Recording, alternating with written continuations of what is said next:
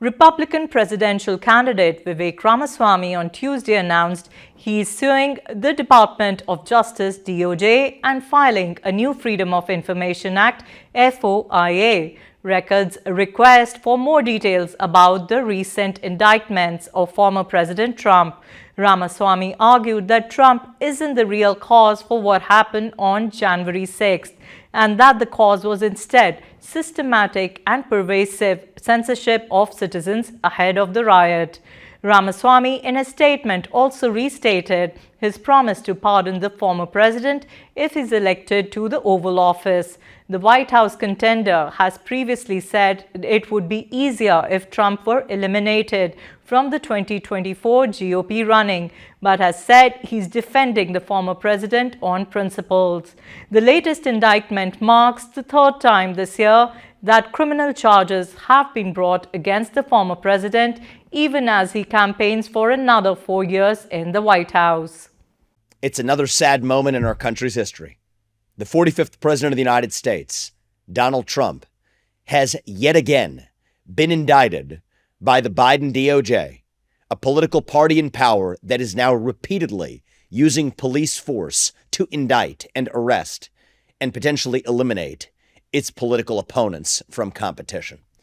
This is a politicized prosecution. It is a political persecution through prosecution, now in a third indictment just in a matter of months, against the person who is still at present the lead contender in the Republican primary for U.S. president. I want to be very clear. I am running for U.S. president in that same Republican primary. It would be easier for me if Donald Trump were eliminated from competition. That's not how I want to win. This is not about politics to me. This is about first principles.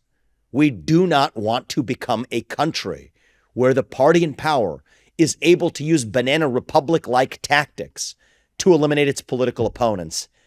Yet I'm sad to say that's exactly where we are. The allegations in this indictment fall flat. It is wrong and incorrect and inaccurate to place blame for what happened on January 6th at the feet of Donald Trump. I said this at the time. I've said it ever since then. I continue to say it today. I would not have made the same judgments that Donald Trump did in how he handled that day. But that's different from saying that he committed a crime. He did not. He specifically told the protesters that day to behave peacefully.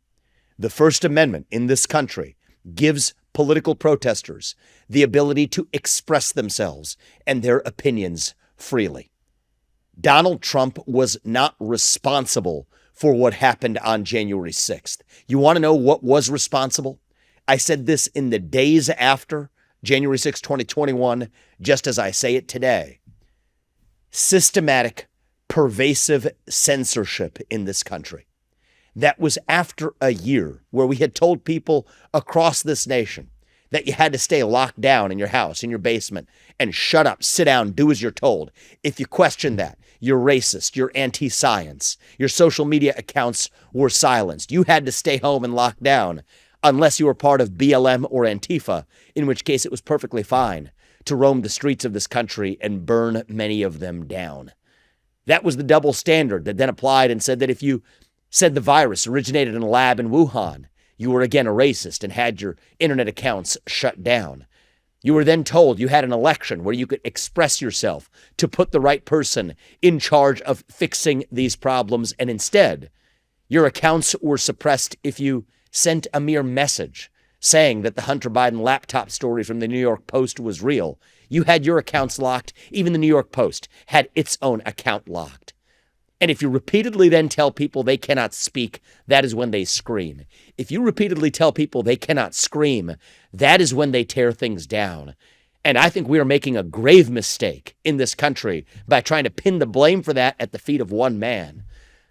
If we refuse to learn our mistakes from our mistakes in the past, we are doomed to suffer an even worse fate in the future.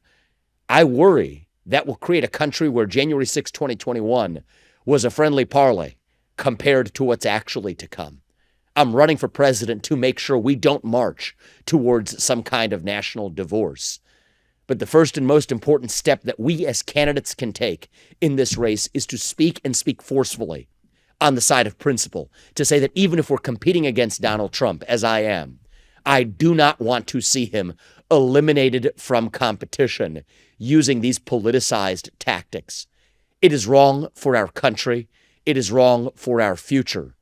I call on my fellow candidates to condemn it, and I call on President Biden to do the right thing and drop these politicized charges. That's going to be a first step towards uniting our country.